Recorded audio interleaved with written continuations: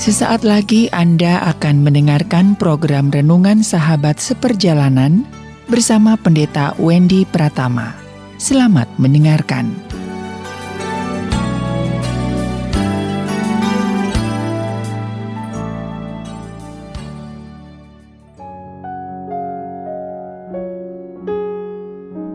Selamat berjumpa kembali di dalam layanan audio Sahabat Seperjalanan.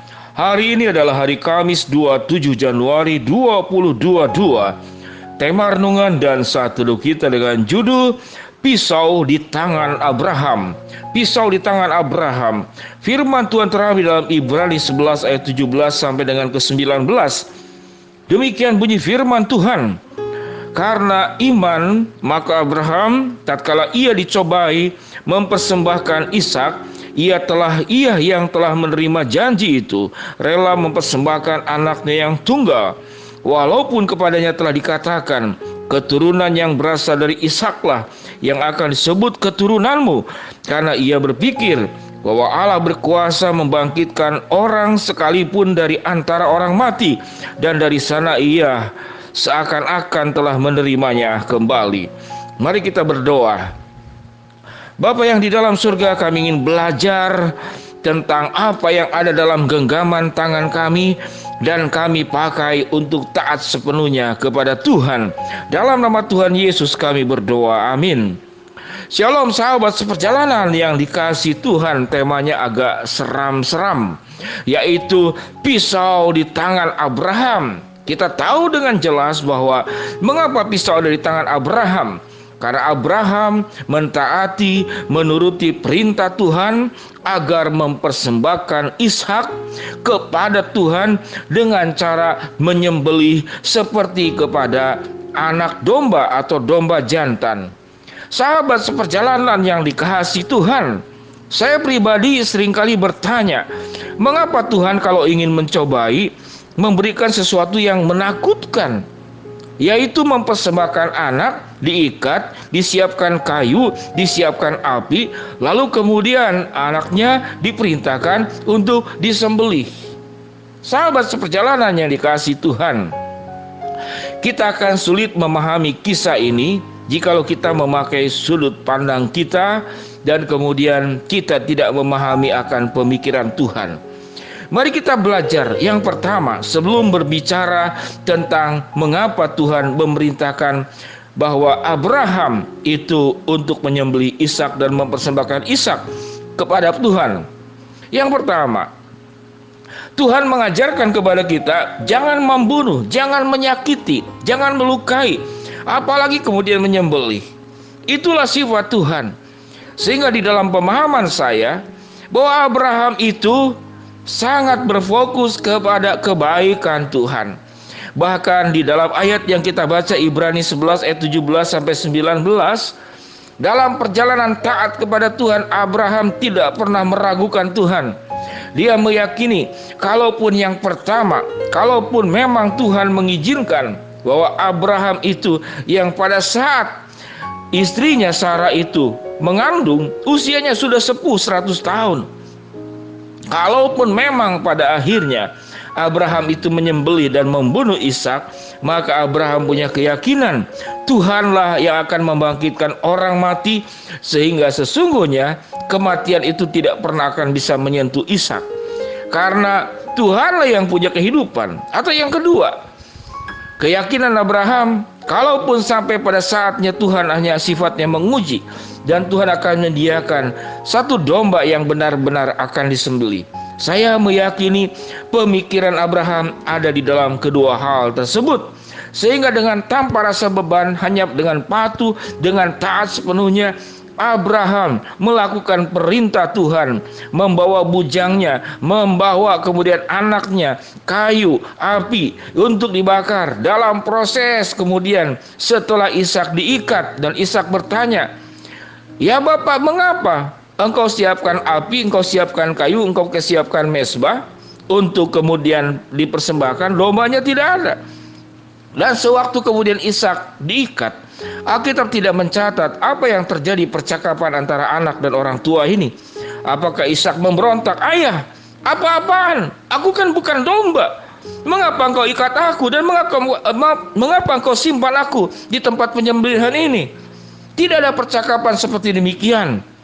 Dan saya juga tidak bisa menduga-duga apa yang terjadi percakapan antara Abraham ayahnya dengan Ishak anaknya.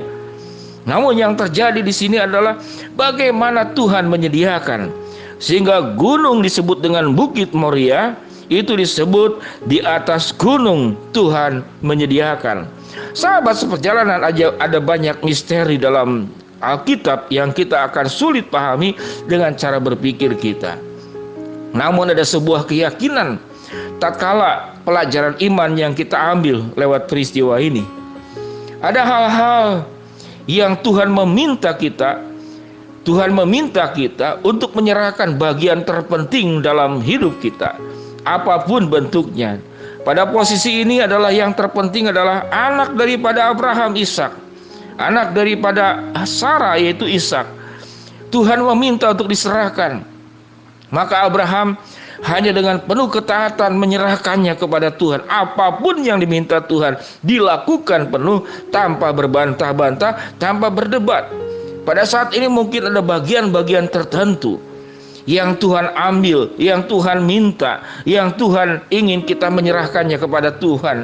Bisakah kita seperti Abraham yang punya ketaatan penuh karena iman? Maka Abraham tatkala ia dicobai mempersembahkan Ishak, ia yang telah menerima janji itu rela mempersembahkan anaknya yang tunggal. Itu yang dilakukan oleh Abraham.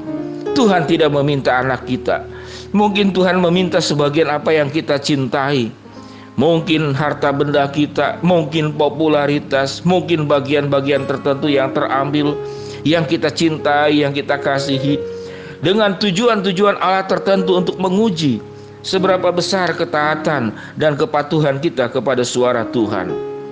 Pada prinsipnya, Tuhan tidak pernah merancang, dan waktu Tuhan memberikan semua yang baik kepada kita, lalu Allah bermain-main. Setelah memberi, diambil lagi. Setelah diambil, beri lagi. Setelah beri, diambil lagi. Tidak demikian.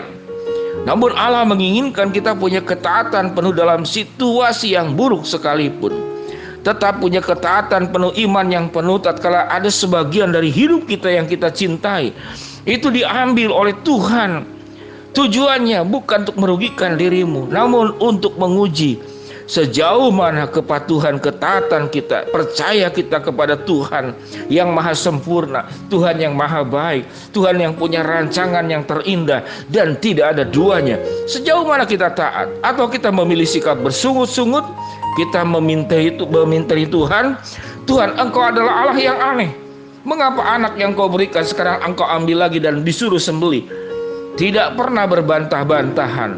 Biarlah lewat daripada saat teduh kita saat ini, kita jangan menjadi anak-anak Tuhan yang berbantah-bantahan karena ada situasi yang tidak kita sukai yang terjadi, karena ada hal-hal yang kita sukai, yang kita cintai, yang kita miliki, itu terambil dalam kehidupan kita.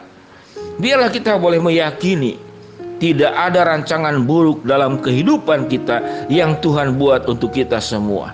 Dan Alkitab menyatakan Allah menyediakan domba jantan yang tersangkut di belukar, dan kemudian domba itulah yang dipersembahkan kepada Tuhan. Tuhan tidak akan mengambil sesuatu yang terjadi yang indah dalam hidup kita, karena Allah merancangkan semua perkara-perkara indah dalam hidup kita. Pelajaran yang kita ambil, belajar taat penuh dengan tanpa ragu, dan jangan berdebat, jangan mencurigai Tuhan, jangan menyalahkan Tuhan. Allah yang maha sempurna, Allah yang tidak pernah salah, tidak pernah berdosa, dan tidak pernah melakukan sebuah kelalaian dan kesalahan. Biarlah kita boleh percaya tanpa ragu, percaya sepenuh hati seperti iman Abraham. Mari kita berdoa. Bapa yang di dalam surga, pisau di tangan Abraham. Abraham taat penuh kepada kehendak Tuhan dan perintahnya, sekalipun perintahnya Tuhan seakan-akan tidak masuk akal. Namun di balik semuanya itu ada kebaikan Allah yang sedang Tuhan ajarkan dalam hidup kami. Hamba-Mu berdoa buat sahabat seperjalanan yang sedang sakit, Tuhan jamah sembuhkan, yang sedang menghadapi masalah, Tuhan bukakan jalan, yang sedang berdoa memohon sesuatu, Tuhan mengabulkan di dalam waktu kehendak dan cara-Mu. Dalam Dalam nama Tuhan Yesus kami berdoa, amin. Shalom sahabat seperjalanan yang dikasihi Tuhan, Tuhan memberkati kita semua, amin.